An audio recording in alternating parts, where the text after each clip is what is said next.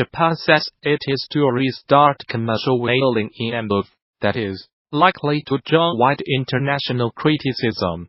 It said it would withdraw from the International Whaling Commission, IWC, the body tasked with whale conservation. Commercial whaling was banned by the IWC in 1986 after some species were driven almost to extinction. Officials in Japan, an IWC member since 1951, say eating whales is part of the country's culture. For many years Japan has hunted whales for what it calls scientific research and to sell the meat, a program widely criticized by conservationists. Wednesday's announcement had been expected, but conservation groups warn the move will have serious consequences. It means Japan will be able to freely hunt species currently protected by the IWC, like minke whales. Government spokesman Yoshihide Suga said commercial whaling would be restricted to Japanese territorial waters and economic zones. As a result, Japan will stop hunting in Antarctic waters and the Southern Hemisphere, a prospect conservation groups had welcomed before it was formally confirmed. The statement by Japan's government said the IWC was not committed enough to one of its goals of supporting sustainable commercial whaling. It accused the IWC of being focused only on the aim of conserving numbers. A number of coastal communities in Japan have hunted whales for centuries, but consumption in the country surged only after World War II, when whales were the main source of meat. It has plummeted in recent decades. According to Japan's Asahi newspaper, whale meat makes up only 0.1% of all meat sold in Japan.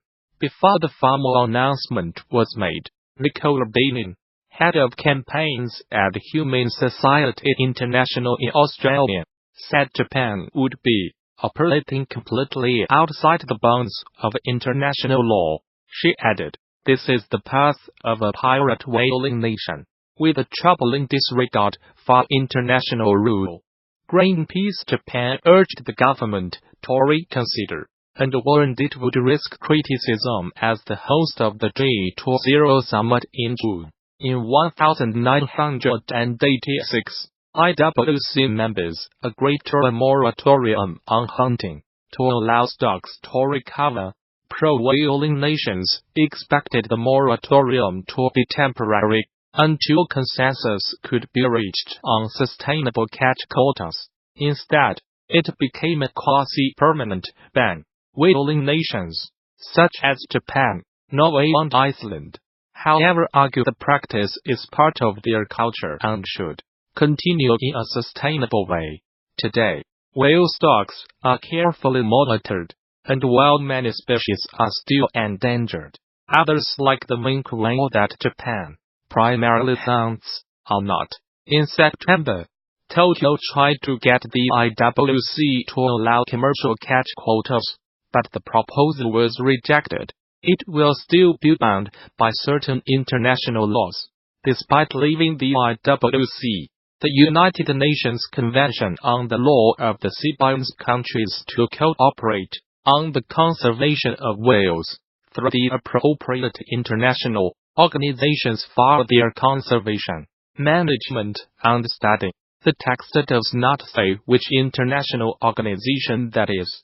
Japan could either try to set up another international body, if it manages to get enough other countries to sign up, or join an existing one like the North Atlantic Marine Mammal Commission, (NAMCO). Instead, like a smaller version of the IWC, NAMCO is a grouping of pro-whaling nations Norway, Iceland, Greenland and the Faroe Islands, born out of frustration with the IWC. Yes, Japan has been hunting whales for the past 30 years, but under a scientific program, granted as an exception under the IWC ban. Critics say the practice is a cover for what actually amounts to commercial whaling. It means that whales can be taken for scientific studies and the meat can later be sold for consumption.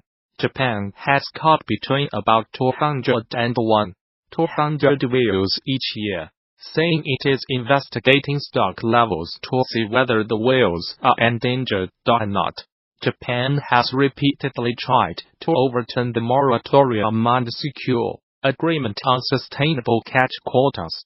The last attempt to do so came in September at an IWC summit in Brazil. Japan offered a package of measures, including setting up a sustainable whaling committee and sustainable catch limits for abundant whale stock species. The proposal was voted down.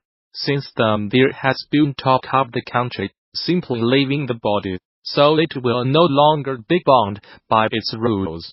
A popular tourist attraction has become the latest Chinese company to show solidarity with Huawei's chief finance officer, Meng Wanzhou, who was arrested in Canada on 1 December.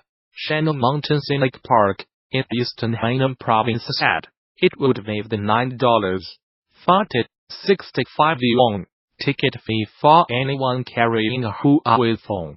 Ms. Meng, who was given bail in Canada, faces extradition to the United States on charges of breaking Iran sanctions. Her case has upped tensions with China. Use Huawei phones. Shoot grand photos on the mountain. A notice on the Shannon Park's social media account said, "We wish friends around the world who support Huawei's success and bliss." The offer would last until 29 December. The South China Morning Post reported that it was met with some criticism among China's social media users, who claimed it was discriminatory. Huawei phone owners are being offered other enticements too. They can get a 20% discount at a border in Beijing. Seen in Beijing, bring a Huawei phone and get 20% off. Similar to this story we covered yesterday. https://QUXL19YPQLPIC. Twitter.com Sokolov. End of Twitter post by @LuOceanG. At least one firm has threatened to penalize anyone buying Apple products. A few days ago, Manpad Shenzhen-based LED display manufacturer offered subsidies to any employees buying Huawei phones. It also pledged to fine anyone who bought an Apple iPhone. United States prosecutors alleged Ms. Meng, 46, used a Huawei subsidiary called Skycom to evade sanctions on Iran between 2009 and 2014. They also alleged she publicly misrepresented Skycom as being a separate company from Huawei, and that she deceived banks about the true relationship between the two companies. Ms. Meng, who is the daughter of Huawei's founder, has denied any wrongdoing and said she will contest the allegations. Life of Huawei's high-flying heiress. The United States has been investigating the Chinese telecoms giant, the world's second-largest smartphone maker, since 2016, believing that it used Skycom to bring United States manufacturing equipment and millions of dollars in transactions to Iran in violation of sanctions. Ms. Meng's detention comes amid an increasingly acrimonious trade dispute between Washington and Beijing. China is angry at her detention, saying she has not violated any laws. Beijing has threatened severe consequences unless Canada releases the executive. Since her arrest, 2 Canadians, a former diplomat and a businessman, have been detained in China on suspicion of harming national security. United States President Donald Trump said last week that he might intervene in the United States Justice Department's case against Ms. Meng if it would serve national security interests. I'll help achieve a trade deal with China if I think it's good for what will be certainly the largest trade deal ever made, which is a very important thing. What's good for national security? I would certainly intervene if I thought it was necessary, he told Reuters news agency. Canada reacted by urging Mr. Trump not to politicize the situation.